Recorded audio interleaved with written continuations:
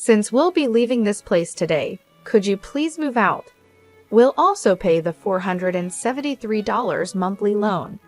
Now that my daughter is coming, we no longer need you. Okay, well then please take care of everything from now on.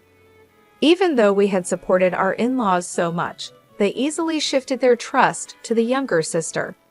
As I reached the entrance, packing my belongings, I told them something very important. Oh, by the way, it seems there's a misunderstanding.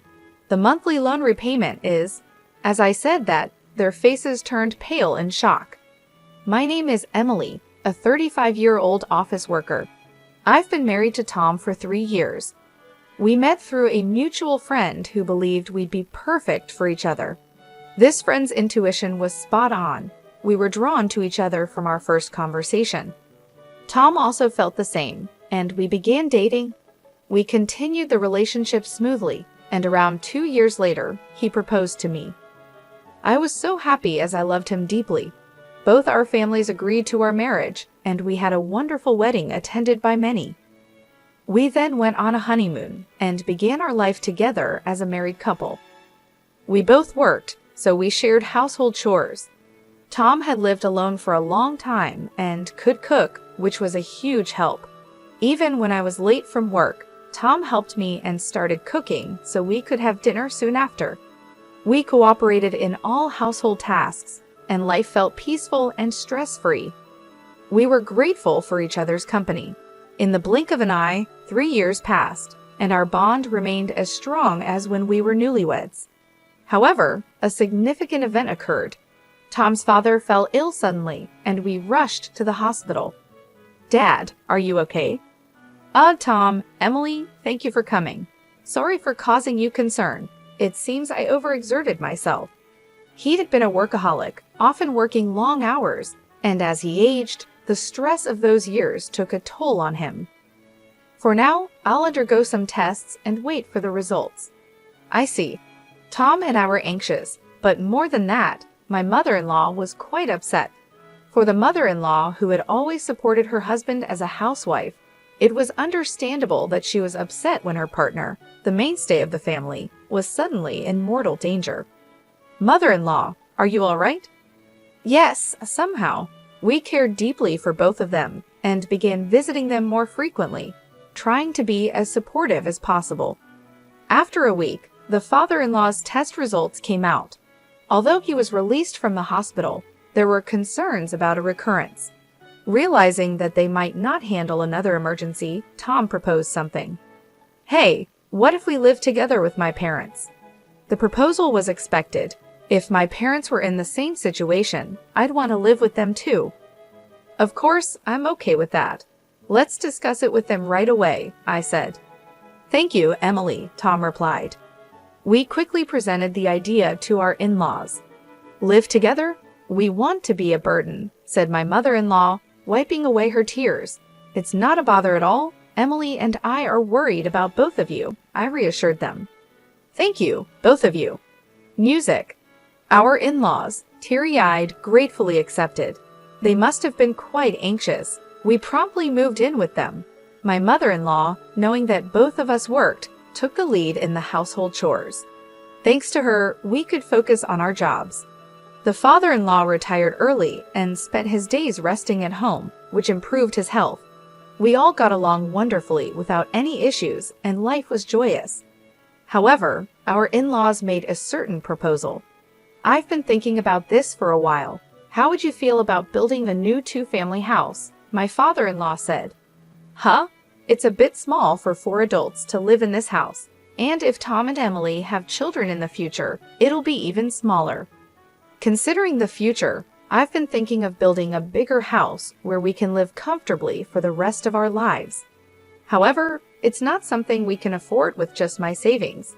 We will need to discuss and decide together. Tom and I were surprised by the proposal, but we thought it wasn't a bad idea. While the current in-laws house isn't too small, it's not particularly spacious or comfortable either. Leaving here long-term might lead to stress building up between us. Perhaps buying a new house where everyone can live comfortably is a good idea. After discussing with Tom for a while, we decided to go along with the father-in-law's proposal. Subsequently, the four of us went to real estate agencies to look at various properties. We considered making it barrier-free for our in-laws and ensuring there are plenty of rooms if children come along. Ideally, it should be in a safe area close to both a hospital and a train station and have easy access to grocery stores. Given everyone's requirements, it seemed like it might be pricey. However, if we're going to live here for the rest of our lives, we don't want to compromise too much. Each family member shared the same sentiment, so fueled by determination, we decided to build our dream house, no matter the cost. After some time, our new home was finally completed. The exterior and interior were both new and beautiful, and just gazing upon it filled our hearts with joy. This is really amazing. I can't be sick anymore. I want to stay healthy and live here for as long as possible, my mother-in-law said. The in-laws seemed pleased, and my husband and I were equally excited. This is the house that will be with us for our entire lives. When we have kids, I want to play catch in the garden and have barbecues, I exclaimed. That sounds great. Let's make lots of family memories here, my husband added. We were overflowing with excitement and joy. Living in the house turned out to be truly comfortable, and it felt like the pinnacle of happiness. Being in a comfortable home made me even more enthusiastic about my work. Subsequently, my work went very smoothly. Both my public and private lives were fulfilling, and I genuinely felt grateful for buying this house. The months passed in the blink of an eye, and 2 years had passed in this house. We continued to have a good relationship with our in-laws as always, and we believed that the days ahead would be filled with happiness. However, at least this place for life in our new home, something unexpected happened. It was when my sister-in-law and her husband visited our new house. While this really is a nice house, it's not fair that only you guys get to live here, she said. What are you talking about? We discussed and decided to buy this house with our parents, I replied. But I can't help but feel envious. When we were still living in a cheap winter, it feels like you're living beyond your means, she retorted. My sister-in-law often visited our house during holidays and always expressed her envy.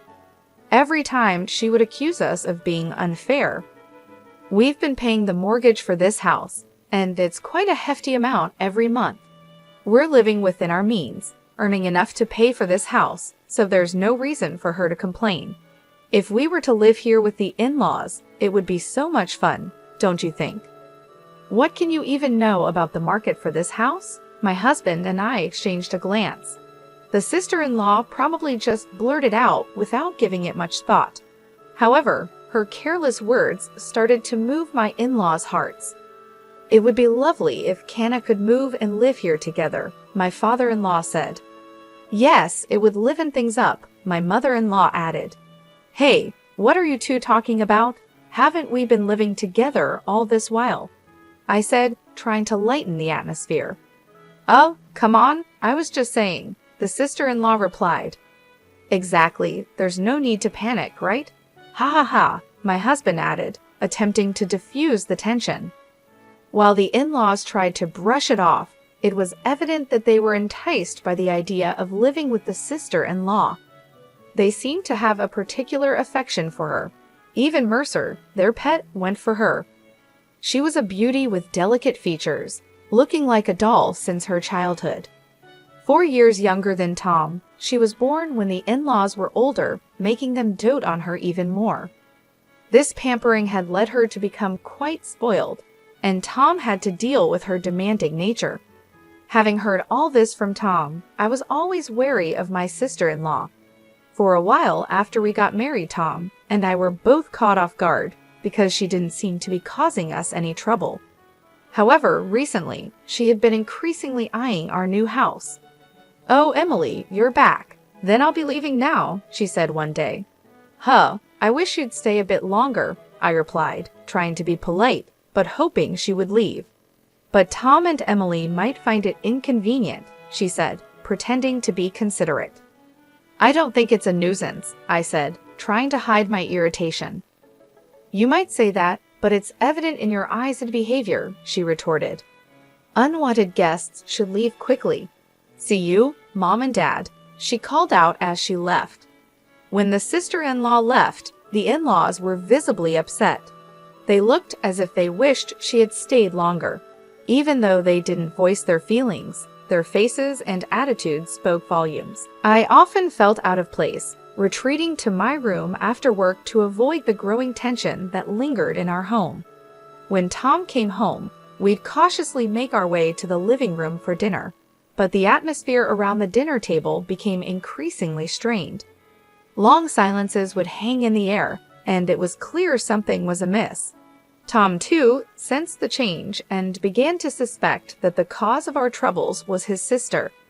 As our relationship with the in-laws deteriorated, the sister-in-law finally made her move. One holiday, Tom and I returned from our morning shopping to find unfamiliar shoes at the entrance.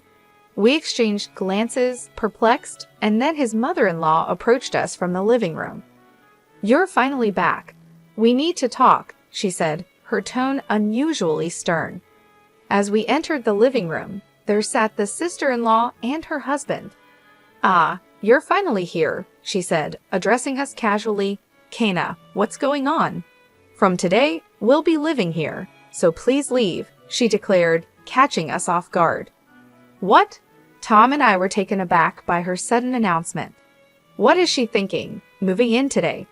"Hold on, it's ridiculous to say that all of a sudden." "It's not sudden. We've discussed this with Mom and Dad for a long time," she responded confidently. "Kai and I will take care of everyone. I'll handle the housework and even care for you when needed. Please rely on us, Mom and Dad. With our daughter here, we don't need you anymore." A daughter-in-law who doesn't do housework or have children is no match for Kana. I was deeply hurt by their words. Seeing my shocked face, the sister-in-law smirked. "We'll pay the $473 monthly loan, okay," she said, as if it would make everything all right. "Huh? $473? I stammered, unable to believe what I was hearing. "It's a great deal to live in such a nice house for that." Tom and I exchanged dumbfounded glances. It became clear that the in-laws were already planning to kick us out. After such treatment, we couldn't continue living there. "Is that so?" I managed to say. "But we can't move out immediately. Could you give us at least a week? We need to find a new place." "Fine," his mother-in-law said, her tone indifferent. "Ah, you must be looking forward to living with Kana and her husband from today." As the in-laws looked disappointed, the sister-in-law and her husband were extremely happy that we decided to leave. "Calm down, Mom and Dad. The house isn't going anywhere. I'm looking forward to a week from now," she chimed in, her voice dripping with satisfaction. While the in-laws and the sister-in-law's family were thrilled to drive us out, Tom and I seriously reconsidered co-living with such people. We quickly arranged to view rental properties and moved out within a week. On the day we were leaving, I made it clear. "Please take care of everything from now on. Don't ever get involved with us or come to this house again." Their words were harsh, especially considering how much we had supported them. Yet now we could finally live comfortably with Mom and Dad in our new home. It felt like a dream. As I gathered our belongings and approached the entrance, I shared an important piece of information. "Oh, by the way, it seems there's a misunderstanding about the monthly mortgage payments. It's $1,825 every month, okay? Make sure you understand that." "What?" they exclaimed in shock, their faces turning pale all at once. "Hold on a second, isn't the loan just $473 a month?" they protested. "You misunderstood, didn't you? This house is under our father's name, so the loan is contractually agreed to be paid off through a debit from Dad's account. Emily and I were planning to live in this house for the rest of our lives, so we told him he wouldn't have to pay. We were bearing all the costs. So I was transferring $473, and Emily was transferring $1,352 to our father's account every month. It turned out Father had only remembered the monthly transfers into his account. Moreover, Emily and I split the living expenses equally. Our parents probably never thoroughly checked the costs and assumed it wasn't a significant amount. What? No way. We can't pay $1,825 a month. We can't even cover the living expenses on top of that. How can Emily afford to contribute so much? Tom exclaimed. I don't know how you perceive me, but I'm a department head at a major corporation. I earn quite a lot, I interjected. What? Emily earns much more than I do, Tom said, explaining to the in-laws. The in-laws looked shocked. Well, we've decided to cut ties with you, so it's up to you to support our parents from now on, Father said firmly. No way, Emily, Tom, wait. We were wrong. Let's live peacefully together like before. Okay, Mother pleaded. What? Mom and Dad, are you planning to abandon us? You guys can repay the loan, can't you? If that's the case, shouldn't you live with those who can? I argued. That's not fair. Dad told me the loan was only about $473. That's why we came here. We've already canceled our previous house, the sister-in-law protested. That's not my problem. Isn't this mess because you wanted to move in with us in the first place? Tom said. Right, your husband earns very little, doesn't he? But you always said family was more important than money and pampered me. When our livelihood is at stake, all of that doesn't matter, I added, pointing out their hypocrisy. The quarrel between the in-laws and the sister-in-law was unbearable to watch. Well, we're leaving, I declared, and with that Tom and I left the house and moved into our rented room. Despite numerous messages from the in-laws, we ignored them all. According to our neighbors, the in-laws and the sister-in-law's family had no choice but to live together. However, they couldn't pay the loan and eventually had to let go of the house. When they sold the house, a considerable debt remained. Even after using the father-in-law's early retirement benefits for repayment, they still fell short. Eventually, they had to settle for a small apartment and work multiple jobs to repay their debt. Apparently, the sister-in-law's husband didn't want the burden to fall on him, so he ran away.